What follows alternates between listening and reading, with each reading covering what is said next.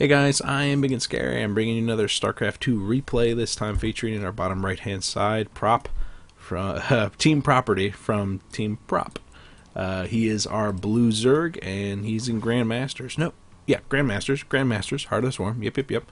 Speaking of Grandmasters, we've got Complexity's Poo at our top left hand side. Our red Protoss, we're on Alkaline Wastes, and it is a Zerg versus Protoss. We even have a little bit of a metagame discussion going on about the medevac speed. What do you guys think of the medevac speed? I personally don't have a problem with the medevac speed. I feel like it was a good decision. It's adding a little bit of micro mechanics into the Terran Death Ball, because it's so important to keep those medevacs alive when you later have that bio ball rolling around. And sometimes if you can pick off those medevacs, you can really cripple that army. And you know, more often than not, players didn't have a problem with that. But it's a nice little get out of jail free card that if you think of, you can play it. What he's talking about is picking up the Hellbats and dropping off 2 of them to scare the drones into coagulating over here, and then dropping the Hellbats on top of them just to burn them to shreds before they can clot up and, you know, go back to work on the mineral lines. And, you know, that is an issue. That's an absolute issue. I think the issue is with the Hellbats and not with the medevacs, and there has been a nerf to them, making it so it's much easier to drop them in Hellion mode rather than Hellbat mode.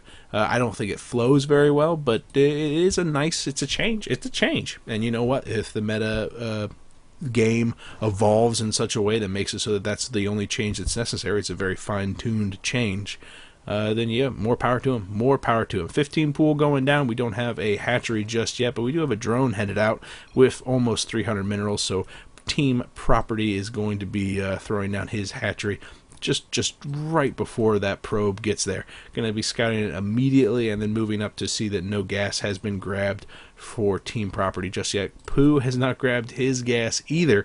He does have a Forge fast expand on the way. There goes the Nexus. It was a Forge first expand, and both players' economies pretty much neck and neck. I mean, you can expect the Harvester count to be a little bit of ahead for the Protoss just because they have that chrono boost, but the Queens, once they get out on the field, we have the first Queen started, that number is going to begin to equalize.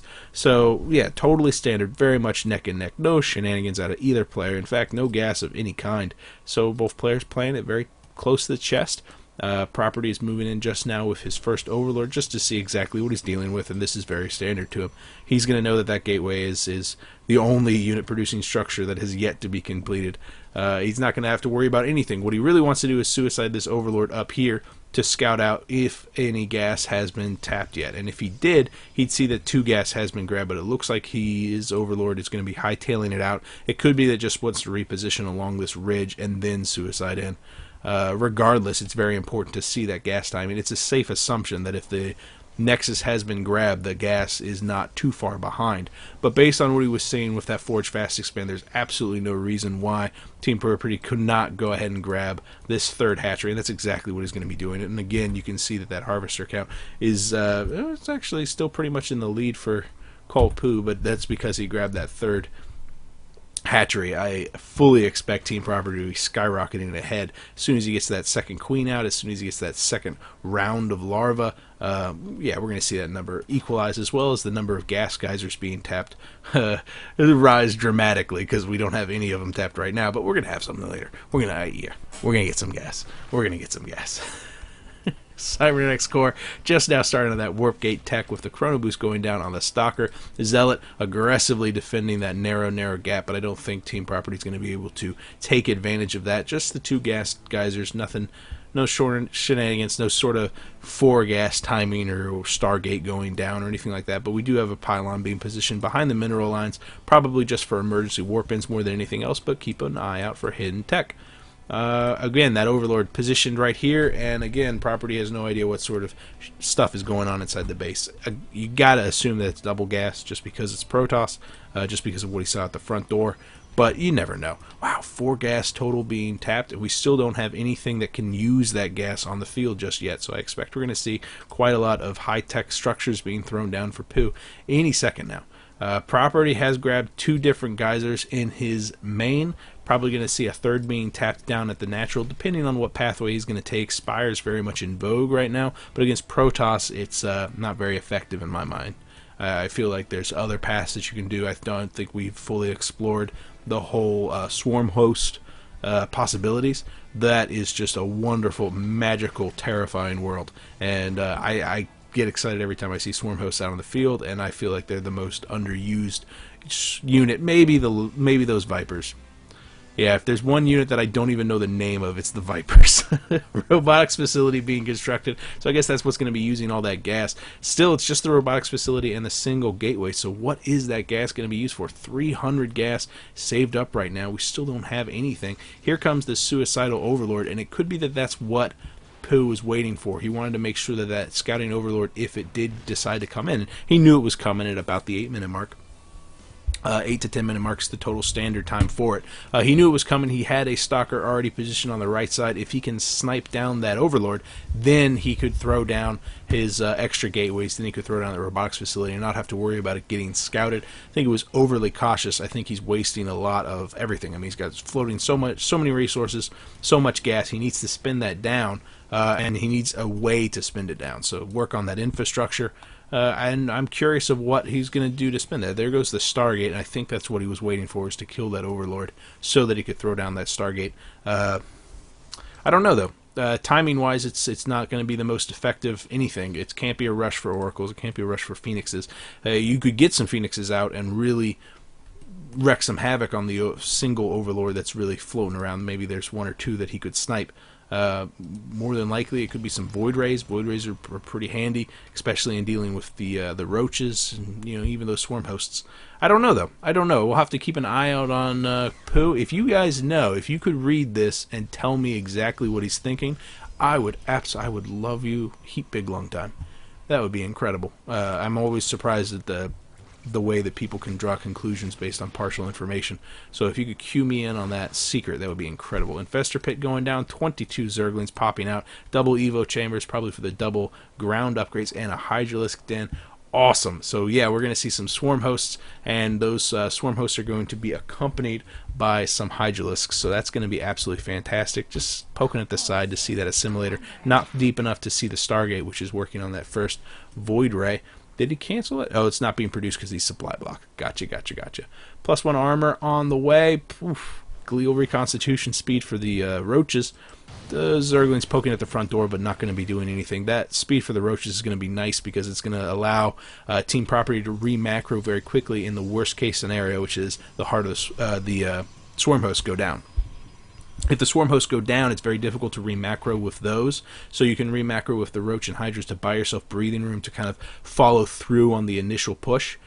If those initial swarm hosts do go down, that re-macro is very, very key, especially because TeamprOperty is taking that fourth. His macro is going to be hitting a full stride in just a couple of minutes, and so he's going to have quite a lot of money. He's going to be able to continually re-macro, continually max out an army, and throw wave after wave against the enemies. Ideally, he'd like to be very cost-effective with the swarm hosts, not losing any of them, allowing them to take all the damage and just stockpile that money. Eventually, he's going to come up against a full-blown Protoss Death Ball if he doesn't succeed in knocking down one of these very impressive walls that have been constructed by Pooh right now, and throwing down the static defenses on the back is just going to make it even more impregnable.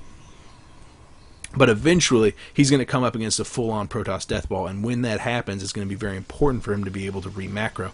And I like getting the upgrades for the roaches, even though they're not going to be incorporated in his overall force. Yeah, he's got a couple out right now, but whatever. You know what I mean. It's going to be mostly Hydras and mostly Swarm Hosts, because we've seen this build quite a lot lately, and it's incredibly effective. That's why we've been seeing it a lot. And the Void Rays work really well to that. The Void Rays, with their prismatic alignment, do extra damage to armored units, and Swarm Hosts are armored. You have the hypermobility of those Void Rays, their ability to fly right over the Locust, and their inability to fire up makes it so that the Void Rays can really just ignore them, get out there on top of them with an Overseer, and snipe them down in no time flat. So they really are a nice counter, even though they're a little bit slow and a little bit exposed to the Hydralisks now that they have that extra speed. There goes the collapsible rock tower. That's going to get cleaned up too, and eventually the siege is going to get started. I think this is where Property is deciding to push. Did he reposition his swarm hosts? He did. Just 5. You usually expect to see 7, maybe 9 of them. That's a really good number, but 6 is still a very impressive number. It's really going to be able to do quite a lot of damage. Property getting a Spire, I think that's more for Corruptors, just to deal with the inevitable Colossus. We did see a robotics facility being added on, and I think they have range. Do they have? No, they don't have range just yet, but they will shortly, and that range is going to help him quite a bit in dealing with this slow and ponderous push from these Locusts. Look at how much damage they do, man. They absolutely melt away that Warp Gate. Locusts are incredibly powerful right now, and you can just see that the swarm hosts, they really aren't in any danger at all. They're very well protected by the roaches and the hydras, and the creep spread is incredibly intimidating, taking up more than half of the map right now. Even and the map control is just allowing TeamprOperty to take his 4th completely unattested. 1, 2, 3, 4, 5, 5th. Oof, my goodness, numbers. Property once again pushing in. The Void Rays are now exposed, pushing forward, just dealing no problem at all with those Locusts, but those Void Rays will not be able to push in and actually succeed in taking out those Swarm Hosts for fear of the Roaches and Hydras, which are afield, specifically the Hydras. Oh, here we go. This is what poo wants, is he wants to only engage half of this force. Either he needs to engage the Roaches and the Hydras, or he needs to just engage the Swarm Host, which is deciding to take on this entire expansion and dies very, very quickly indeed. Oh my goodness. Lair Tech, or Hive Tech is almost done for TeamprOperty. What is he going to do? Well, he's got the Spire up. He could go to Broodlords. But he's already got pseudo Broodlords in the form of Swarm Hosts. I think more likely he's going to work on going to Ultralisks so that he can kind of incorporate those Ultralisks in with the Locusts. They do their best when they're supported by small units such as the Locusts. It's ideally Zerglings, but they still do quite a lot of damage, and they still absorb quite a lot of damage, allowing the Locusts to get in there and do more. But you know, he's getting the flyer upgrade, so I'm probably wrong about that too. Roaches and Hydras, absolutely fantastic, even off the creep, very, very fast, baiting poo, trying to get poo to overextend himself to push out. Poo does not have an impressive ground army. He's got a very impressive fleet, nice number of Void Rays, a good amount of artillery, some nice Colossus. Even those Immortals mixed in, it represents a healthy number of damage per second, but then that's it. It's a handful of sentries, handful of stalkers. That is not enough to hold back this, and those Locusts are just eventually going to crash through this, and here comes the push. Man, TeamprOperty did not want to engage in that choke, because that would have been an absolute death match for him, but TeamprOperty's unit mix right now is absolutely flawless. Nice number of Corruptors, the perfect number to deal with just 3 Colossus. Heavy number of Hydras, but that's because there's a heavy number of Void Rays out on the field right now, and the Locusts are really keeping Poo distracted and contained in his 3rd, pressuring Poo. Poo is going to be feeling the pressure. There goes the Ultralisk Cavern. So, hey, maybe I was right about that. We'll see. Which one will we see first, Ultralisks or Broodlords? Oh man, those Locusts are absolutely pressuring Poo and making it so that he has a hard decision. Does he defend his 3rd? Does he defend the more exposed 4th? He is pushing out now 4 Colossus, an uncountable number of Void Rays. Here comes the push. Corruptors on the left side, Locusts from the right, Hydras and Roaches just being absolutely chewed up, but the Locusts doing the most damage possible, really just chewing apart the ground army. Only a handful of Colossus remain and nothing else on the ground. Well, maybe a couple of Stalkers, whatever. But it looks like the Swarm Hosts have survived, have pulled back, and we can see that because those Swarm Hosts survived, only Hydralisks are being made, and that's huge. You really don't want to blow a bunch of money on Roaches, because Hydralisks are the ones that are going to be doing the most damage. They're very, very vulnerable to the Colossus, but that's why you're getting Corruptors too. We don't see any Corruptors on the production tab. We do see a Spire. Oh my goodness, did that Spire get sniped and I totally missed it? No. Okay, good. He's just getting another one so he can do upgrades. Whew. That is panic-inducing, my friends. Panic-inducing. Double Overseers so he can snipe down an Overseer himself. An Observer himself. Looks like he's going to be pushing into the 3rd. Got to be careful, though. The pincer attack from Poo. Good reflexes there from TeamprOperty, pulling back with his Hydralisks to protect the Swarm Host just in time for the respawn on all those Locusts, forcing Poo all the way back. A nice Chronosphere going down, slowing down those Hydralisks, making it so that they cannot push back. And man, this is an intimidating air fleet. 16 Void Rays out on the field right now. If those Void Rays just managed to engage half of those Locusts just for a second, he could chew apart all of these Locusts. And that's just kudos to TeamprOperty for keeping them alive, keeping them well protected, keeping Poo contained. And that's totally going to win him this game, because this is just a war of attrition right now. Both players have a monstrous amount of bank, but the gas for Poo is very, very small. And he can't remacro with the units that he wants to remacro with. Even getting Storm, which is odd. He's got quite a lot of AoE already, and Storm is not going to be very useful against the Swarm host because he can just continually throw units. Best case scenario is he lands a money storm down on the Hydralisks, and that could definitely pay for itself. So don't get me wrong there. Storm is going to be very, very helpful if he gets it. I just feel like his money could be better spent somewhere else. Tempest, that's a really good decision. Tempests are going to be able to outrange and eventually maybe do some artillery fire on those swarm hosts themselves. Again, ground force severely lacking. There's nothing to protect those High Templar, nothing to protect those Colossus, and he's relying on the structures that he's got up, the terrain that he's abusing to keep them alive, but that's also containing those Colossus. If those Colossus had a healthy meat shield, if he spent some of the minerals that he's got saved up on just a handful of Zealots, he could afford to push out, take out those Locusts, one or two body blows to the amount of Zealots he's got, to the amount of Locusts he's got, and get in range of these swarm hosts. But because he's investing so much into these high-tech units and not investing in the meat shield that's necessary to keep them alive, by the way, I won, there goes an Ultralisk, then he's kind of hamstringing himself. There goes a nice storm on those Hydralisks, and it looks like TeamprOperty is on the run from Pooh, who is maxed out at 200 over 200, but at the same time, the Locusts have eventually made their way into the third base. Here comes another round. Since Pooh has succeeded in pushing TeamprOperty's Hydras all the way back home, it looks like he's pushing his way up north. Oh no, all these swarm hosts are totally exposed, and they get absolutely melted away. Wow, that is absolutely devastating. You switch over to the units, lost to have 1,300 over 1,100. Major win for Pooh.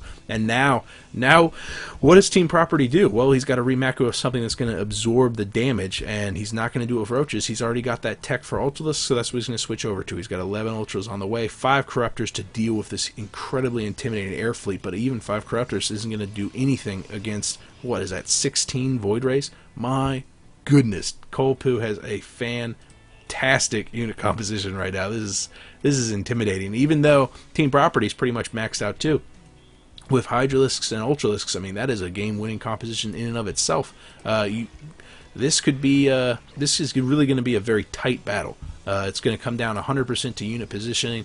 Can Pooh force it to be in a choke so that he can use his splash damage to the greatest effectiveness, or will TeamprOperty be able to get that nice concave so that all of his Ultralisks are engaging at the same time? Will his Hydralisks be able to avoid all the AoE represented by the Colossus and the Storms? Tune in next time to find out. No, I would never do that to you. I would never do that to you. I would do this to you, though. Oh my goodness, so many photon cannons. It's basically a wall of crawl for Pooh, and he's got the Dark Shrine going on too. He's saved up quite a lot of money now that he's maxed. He's got to be feeling absolutely fantastic. We're going to see if Ultralisks are enough to break down not only all the static defenses, but also so much. Oh, the prismatic alignment goes down on the Void Rays, and the Ultralisks absolutely have to retreat. So many of them already crippled, going down like no one else's business. Oh my goodness, so devastating. 7 Ultralisks, and that doesn't even take TeamprOperty back up to max. That was an absolutely devastating attack. However, he did succeed in taking out pretty much every single one of the static defenses that were on the ground. Handful of photon cannons remain, nothing else. So what can TeamprOperty do? Well, just continue to take expansions, try to deny expansions. Eventually, Pooh will have to overextend himself because this map gets increasingly more out into the open. And as Pooh runs out of terrain to abuse, as he runs out of ledges that he can walk his Colossus up, eventually he'll work himself into a corner, and TeamprOperty should be able to engage effectively. On the other side of things, Pooh has an incredibly intimidating force, and this thing can wreck TeamprOperty if it comes to a one-on-one battle on the terms of Pooh.